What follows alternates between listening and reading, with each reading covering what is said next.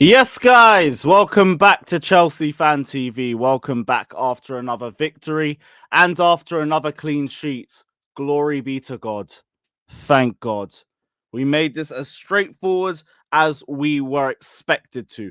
Even if the start was a little bit slow at times, and you could tell it was getting on the nerves of some Chelsea fans, which I really just put it down to us not being accustomed enough to possession-based football, because we've seen what it's like with Maurizio Sarri. Everyone used to scream "hoof it forward" and all of that. We could see Jorgensen getting a lot of the same energy when we were moving the ball slowly within the first phase of play, which I get it. It might be a little bit slow on the eye and all of that, but I felt like we were deliberately doing that to invite Southampton to like move higher up the pitch and try and press us a bit high, and then hopefully hit them on the counter. Because like you could see, we were trying to transition on them. It was just we're leaving a lot of open gaps. Like you'd see Enzo trying to move the ball between like 30, 40 yards of space into Pedro Neto or into Palmer, for example. It seemed like part of the game plan. It's just, I think fans are in a very impatient mood based on the form that we've been in, which is deserved, which as in the response is deserved. And also because it's bottom of the table Southampton. Man are expecting us to be ahead of them within 15, 20 minutes and all of that. But I didn't think it was a bad game from us tactically. There was a few more tweaks again from what we've seen before. And Nkunku was playing a bit more narrow. You had Gusto continuing to overlap. We had dual 10s with Cucurella inverting as well, for example. There was a couple tweaks here and there. But either way, regardless of the tweaks or not, you'd be expecting us to dominate and get a result against Southampton anyway. And it did take us some time and some worrying moments, especially from Cole Palmer, who, oh boy, I don't know what you served up for us today, but that wasn't it. That wasn't it.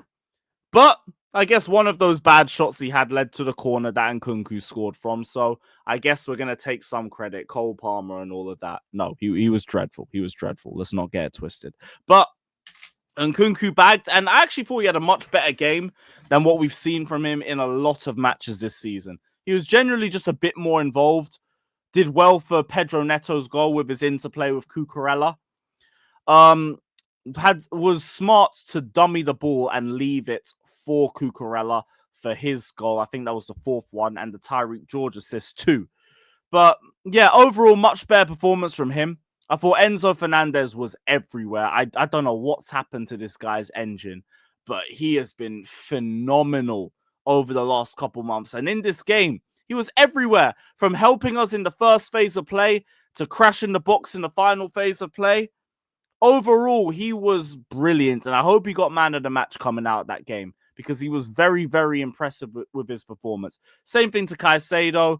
Neto, I thought, had a good game again in the number 9 as well, although he seemed to be interchanged with Sancho a few times on the right-hand side too. Sancho, I didn't think had a great game, but Neto fumbled his best moment in the second half. I saw Sancho make a nasty touch and turn, pass the ball into Neto with the perfect weight of pass, and then he fumbled it. His touch literally just killed the entire attack. And like, this is my thing with Neto and with Levi Colwill that I did want to touch on, because I'm seeing a lot of this. Whenever they're scoring goals. And clearly these men are chronically online and they're seeing the criticism that they've been getting. Look, welcome to Chelsea Football Club.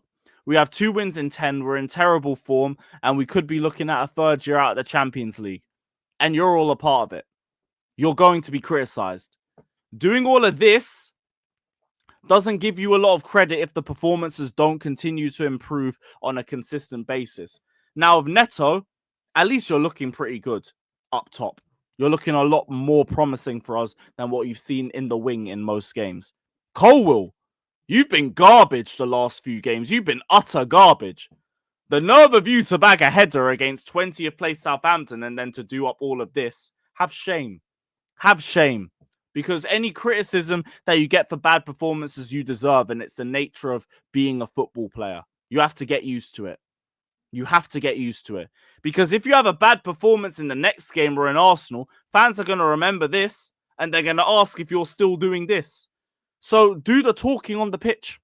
And if you can be consistent for a couple of games and then run all of this, and you know what? Fair play, you pulled yourself back into form. But I don't get you doing it after a header against 20th place Southampton, even when you were still getting dominated by Onuachu in the air before that point anyway. Please, have some dignity. But we won 4-0, so I won't speak too much on it. I thought Tyreek George was promising off the bench, and I'd hope to see him get a few more minutes in the Premier League too. Maresca obviously did his thing.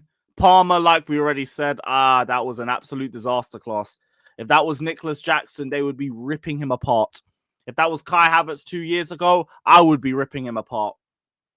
Not good enough. Not good enough at all, and you need to be doing better.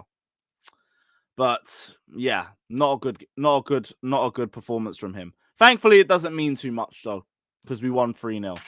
And like we said, the fixtures around us are very favorable, and we've seen already us recoup some rewards from that. Aston Villa got thumped at Crystal Palace.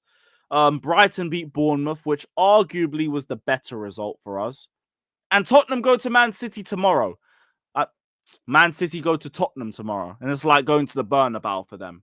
So there's a lot for us to capitalize on, especially the next match day with Chelsea facing Leicester, Nottingham going to City. You have Aston Villa going to Brentford.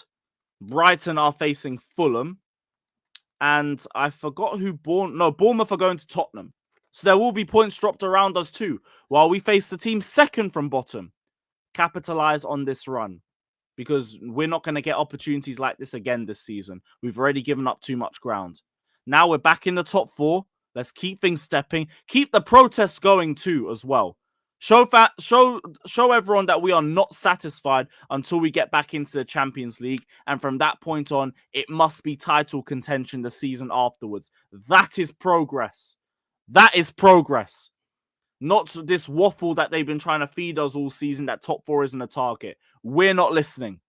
We are not listening. The turnout today was good. Hopefully it continues over the next few games, because we need this to be happening at every home game from now until the end of the season. But for now, we won and we're the chill guys. And it's also the anniversary of us losing the Carabao Cup final. So I get to say, Bun Pochettino. And with that in mind, I'm out, people. So big up to every single one of you that's locked in. Hit the like button, subscribe, all of that crap. Let me know your thoughts down in the comment section below. Take care. And I don't think I'm seeing you this weekend. Yeah, because Chelsea don't play. We're off. So you have 10 days rest before Leicester. Use it. Take care, everybody, and up the Chelsea.